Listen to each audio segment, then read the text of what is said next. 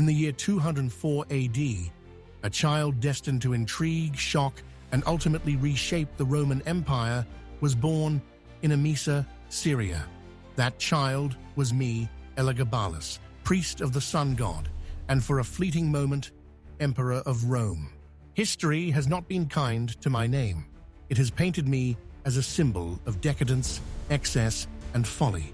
But now, with time's veil drawn back, I will reveal my truths to you, reader, and show you that there is more to my story than scandal and ruin. Mine was a life of contrast, a pious childhood entwined with the grandeur of the sacred, followed by a reign as Rome's reluctant yet fervent innovator. Even as I lived, my existence was a paradox, a clash of divine purpose and earthly expectation. You, who now look upon my memory, must ask, was my legacy one of chaos, or was it a precursor to Rome's evolution? This is my defense, my story. I was born Varius Avitus Bassianus, in the heart of a land that reverberated with the worship of Elagabal, the sun god. My family, the Severans, was steeped in power. My mother, Julia Suemius, and grandmother, Julia Maesa, were formidable women who understood the currents of imperial intrigue and survival. From the earliest days, their ambitions shaped me. I was not raised merely as a boy, but as a vessel of divine will. My education balanced the classics of Roman literature with the rituals and mysteries of our Syrian heritage. Family dinners in our villa were not typical Roman affairs. My mother spoke of loyalty and sacrifice. My grandmother, always the strategist, whispered of opportunities and threats. Yet my fondest memories were those under the blazing Syrian sun, officiating sacred rites to Elagabal, also known as Baal. In those moments, I was neither boy nor heir to a dynasty. I was a priest, a link between the gods and men. I was happy. But there was discontent in Rome, discontent that would soon force me from the sands of my homeland to the marble halls of power. My cousin, Emperor Caracalla, had left a fractured empire in his wake, and the brief reign of Macrinus did little to heal it. My grandmother, ever the tactician, saw a vacuum and a path for our family to fill it. I was just 14 when I was thrust into the Game of Thrones, an innocent priest now groomed to wear the purple. If my early life was shaped by ritual and faith, my ascension would be shaped by ambition and cunning, none of it mine. As you read further, you will see how an empire of intrigue dragged me into its center. You will witness the clash of the sacred and the profane, the old and the new, and perhaps even recognize reflections of your own world in mine. For my story is not merely about the past, it is a mirror to eternity. What drove my grandmother to gamble on me? What turned a boy of divine devotion into a ruler destined to rewrite Rome's history? And what price did I pay for this honor? Or was it a curse? Stay with me, and I will show you the answers, unveiling my journey from priest to prince and from legend to infamy.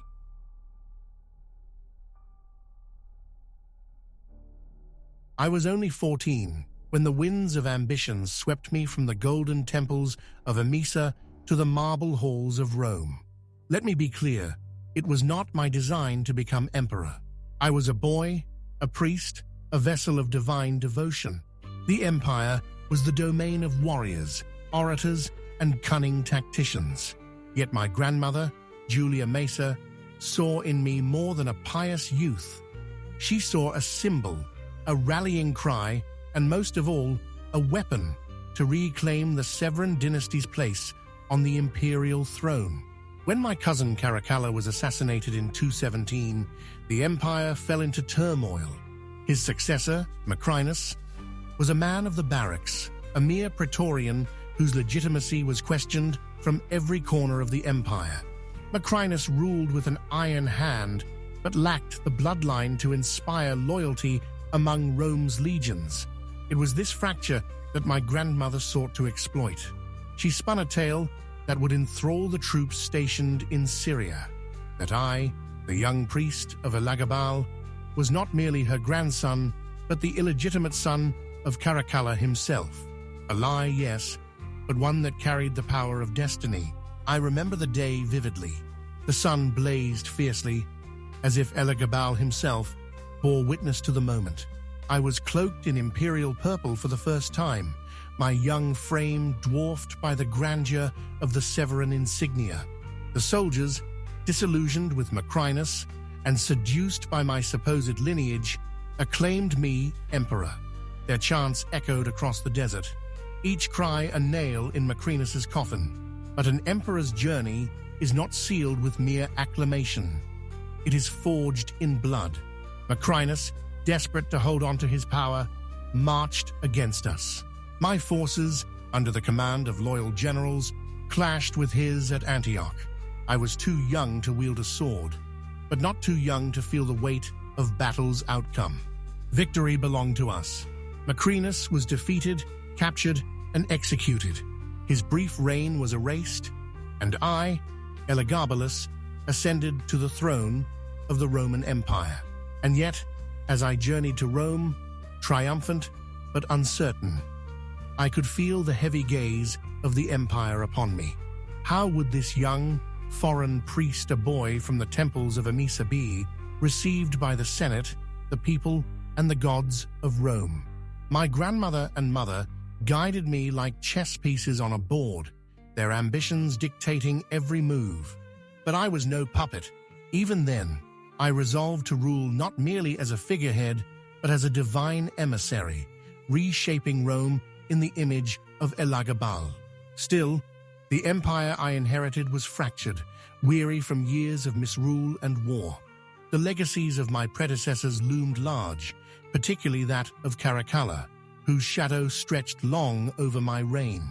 Could I, a foreign-born child, unify a divided Rome? Could I, raised in the mysticism of the East, command the respect of the pragmatic West? These questions would define my reign for better or worse. As I set foot in the Eternal City for the first time, its grandeur was both intoxicating and overwhelming. Its streets pulsed with life, its monuments whispered of glory, and its people watched me with equal parts hope and suspicion. I was their emperor, but I was also an enigma. What came next would test me in ways no priest could have prepared for. My reign would upend traditions, challenge conventions, and force Rome to confront its deepest prejudices. But in doing so, I would face the wrath of a world unready for change. Would my youth and faith sustain me in the face of Rome's hostility? Could I reconcile my devotion to Elagabal with the demands of a fractured empire? The answers lay ahead, in a reign that would burn bright and burn fast. Stay with me and see how the seeds of revolution took root under my rule, and how the weight of Rome's expectations crushed or elevated me. The story of my reign and the consequences of my ascent is just beginning.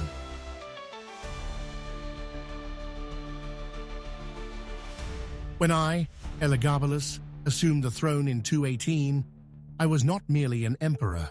I was a high priest, a servant of Elagabal, and a reformer, destined, or so I believed, to bring Rome into harmony with the divine. My reign, though brief, was unlike any other. To some, it was heretical. To others, visionary. But to understand it, you must compare it to the legacy of my predecessor, Caracalla. Caracalla ruled with a soldier's hand. He expanded citizenship to nearly all free men of the empire with his Antonine constitution, not out of compassion, but to swell Rome's tax base and secure loyalty. His reign, though bold, left the empire fractured, with financial strain and military unrest festering like open wounds. Where he sought unity through pragmatic law, I sought it through spiritual transformation. Rome was a city of gods, Jupiter, Mars, Venus, Minerva, but my god, Elagabal, was unlike any they had known. From the moment I arrived in the Eternal City, I declared that my reign would be guided by the sun. The sacred black stone of Elagabal, the physical embodiment of the god, was transported from Emesa to Rome in a grand procession. This was no mere act of devotion. It was a declaration. Elagabal would not just reside in Rome, he would preside over it. I ordered the construction of the Elagabalium on the Palatine Hill, a temple to house the sacred stone. I introduced elaborate ceremonies, merging Roman and Syrian rituals, inviting the Senate, the people, and foreign dignitaries to witness the supremacy of my God. To me, this was not blasphemy, but the unification of East and West, the merging of Rome's destiny with the divine will of Elagabal. But Rome resisted. The Senate scowled at my elevation of an Eastern god above Jupiter. The people, steeped in tradition, mocked my rituals. Even my courtiers whispered treason. They called me eccentric, impious, mad. Yet I saw myself as a revolutionary, tearing down the old order to build something greater. Where Caracalla wielded the sword, I wielded faith. This faith, however, extended beyond religion. I dared to challenge Rome's most entrenched traditions, its views on gender, identity, and power. I wore garments that blurred the lines between male and female, embodying what I believed was divine duality. I surrounded myself with people of all walks of life, not merely the elite. My marriages, both to women and to a man, my charioteer, Heracles, sent shockwaves through the empire. In this, I see now, I was far ahead of my time. But for all my ideals, my reign alienated many. Where Caracalla, for all his brutality, was seen as a man of Rome, I was seen as an outsider. They whispered that I was un-Roman, that my gods were foreign, that my rule was chaos. Yet was it chaos, or was it change? I ask you, reader, to consider. Is the resistance to change the fault of the changer, or the changed? Still, I cannot deny that my reign was turbulent. The reforms I sought, the rituals I introduced, the authority I claimed for my God, all of it, fueled resentment. And even as I sought to unify Rome spiritually, politically, I faltered. The military, the Senate, the people, they all demanded more from me than I could give. By the third year of my reign, the cracks in my empire began to show. My grandmother, who had once elevated me, now doubted me. My cousin Severus Alexander, a figure of stability, stood waiting in the wings. Rome, I realized, was not yet ready for the future I envisioned. But was I ready for Rome? My time was running out. My reforms, my faith, my very existence, everything I was would soon face judgment. But would it be history's judgment or Rome's? Stay with me, and you will see how this story ends, not with a golden sunset, but with the eclipse of a sun too bright for its time. What was the price of my vision? And how did my reign, however brief, leave its mark? My death, when it came, would answer these questions and raise new ones.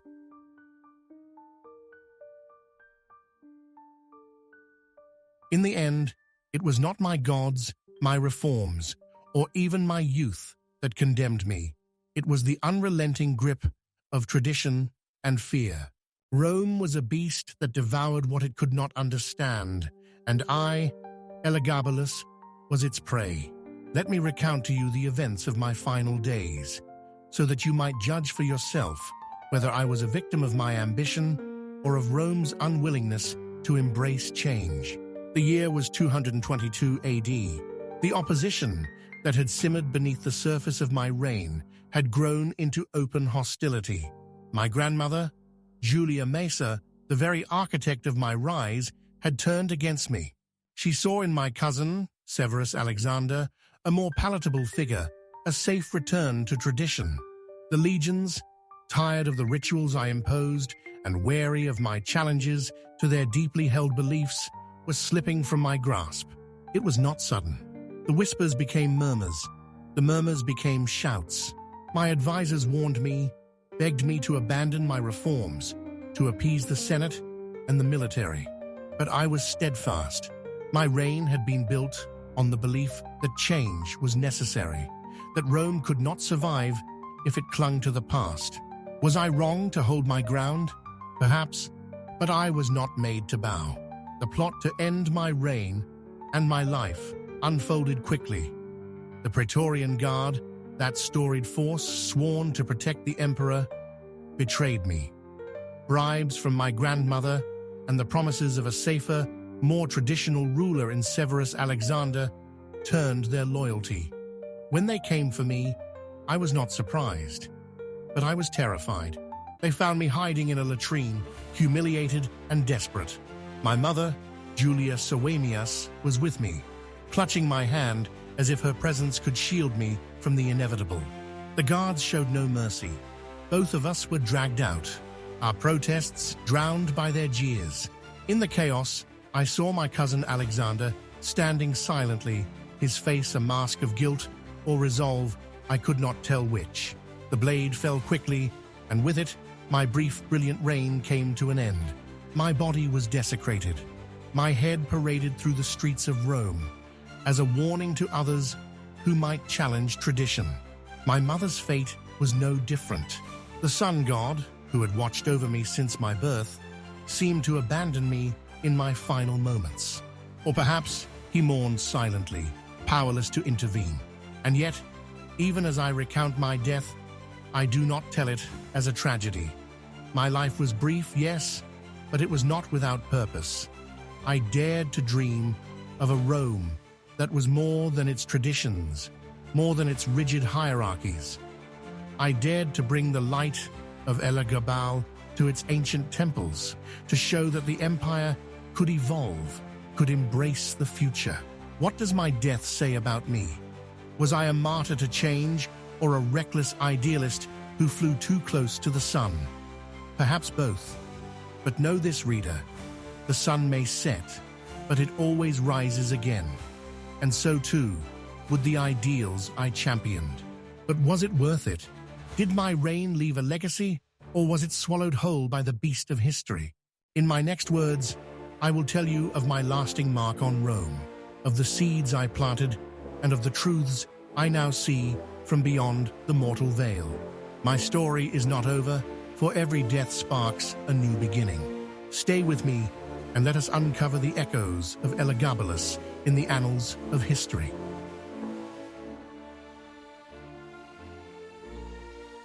History often tells the story of victors, of the steadfast and the conquerors. But what of those who dared to challenge the foundations, to shift the course of the world, and burn brightly, if briefly? My name, Elagabalus, is often uttered with scorn, remembered as a cautionary tale. Yet even in the ashes of my reign, my legacy lingers, misunderstood, yet undeniable. Rome condemned me as a scandalous failure, an eccentric ruler who desecrated its traditions. But consider this, I was more than the caricature they painted. I was an emperor who believed in the universality of the divine, in the unification of East and West, and in a world where identity and faith transcended the boundaries of empire. My reforms, radical, yes, were an attempt to bring Rome into harmony with its diverse peoples and cultures. Some of my changes took root, even if they were not attributed to me. The openness I displayed in my court, the blending of Roman and Syrian customs, the questioning of rigid gender roles, these ideas resonated beyond my lifetime. Rome, for all its resistance, could not remain stagnant forever. It would grow more cosmopolitan, its gods evolving, its traditions absorbing the influence of the very cultures it sought to subjugate. My elevation of Elagabal may have been reversed by my cousin, Severus Alexander, who restored the prominence of Jupiter, but the message could not be undone. Rome was no longer merely the city of Mars and Venus. It had become a tapestry of faiths, and my audacity to place a foreign god at its center was but the first step in its evolution. Even in the realm of identity, my legacy endures. I lived openly as I was, embracing a fluidity of identity that scandalized my contemporaries but speaks to the values of equality and self-expression cherished in your time. My willingness to challenge the conventions of gender and sexuality, though dismissed as madness in my day, was a declaration of personal freedom, a torch carried by others long after my death. But my greatest legacy was not in rituals or identity, it was in my challenge to Rome itself. I forced the empire to look at its core, to ask whether it could survive without adapting, without embracing the diversity of its people. That question remains relevant, not just to Rome, but to all empires, all societies. And yet, I was a human being, flawed and reckless, ruled as much by my passions as by my ideals. My reign was short, my methods divisive, and my end brutal. Would I have ruled differently, knowing what I know now? Perhaps, but history is not kind to those who disrupt. It remembers them as fools or villains, rarely as visionaries. Even so, my legacy is not just mine to tell. It lives on in the questions I forced Rome to ask, in the changes I sparked, and in the hope that others might dare to dream as I did. But was it all worth it? Did the fires of my reign leave fertile soil, or only ashes? Stay with me, and I will share the ultimate question that haunts every ruler. Was my life, my reign, worth the price I paid? And in doing so, I will offer you the lessons I have learned, lessons that reach beyond my time to yours. For in every fall, there is a glimmer of truth, a spark waiting to ignite anew. Let us answer this question together in my final defense to posterity.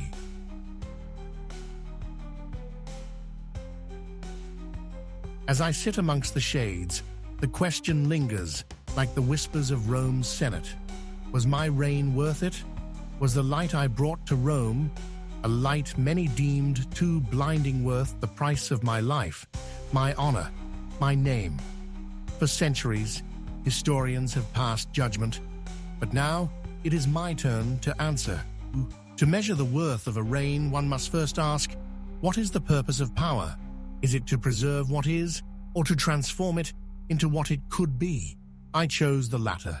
In my brief time as emperor, I sought not to consolidate Rome's traditions, but to challenge them. My devotion to Elagabal was not merely religious fervor, it was a declaration that Rome could no longer ignore the diversity within its borders.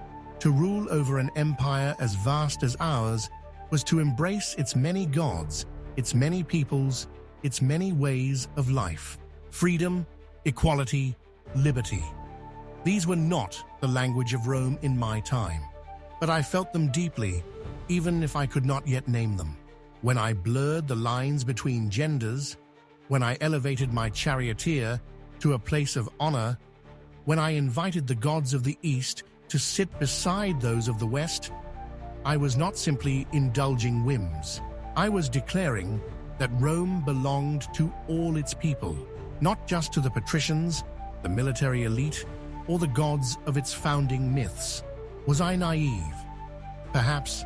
My reforms came too quickly, too forcefully, for an empire not ready to change. I alienated the Senate, the legions, and even my own family. I see now that equality is not imposed from above, it is nurtured from within. I sought to break Rome's traditions, but I failed to build bridges between the past and the future. Yet I do not regret my attempts. For what is the value of a life, if not to strive for something greater than oneself? My reign was not peaceful, nor was it prosperous, but it was a challenge, a question posed to the heart of Rome. Could it evolve? Could it embrace its diversity and thrive? Or would it cling to its traditions until they crushed it under their weight? In the centuries since, I believe Rome has answered that question. The empire I ruled no longer stands, but the ideals I embodied, equality, freedom of identity, and the blending of cultures have found their place in the world.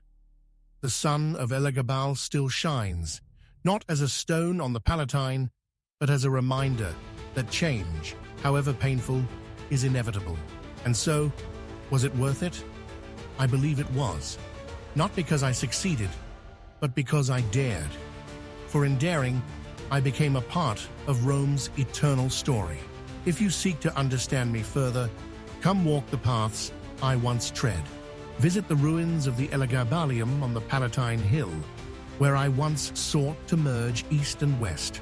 Stroll through Emesa modern-day Homs and feel the echoes of a temple where a boy once served his god. Collect my coins, stamped with my likeness, and hold in your hands a piece of history, a fragment of a reign that burned too brightly. Thank you for journeying with me through this defense of my life. Our channel, Renaissance Spirit, is dedicated to exploring stories like mine stories of history, politics, religion, and the pursuit of a more just, equitable, and humanitarian world. Ancient Rome, for all its flaws, reflects the struggles of our modern age, offering lessons in equality, freedom, and democracy. The Renaissance spirit is not just a philosophy. It is a way of living, learning, and embracing humanity's shared history. Please subscribe, turn on notifications, and share this story with others. Take the next step to discover if you too are a Renaissance spirit. History has not died, only our understanding of it has. Vive Renaissance Spiritus.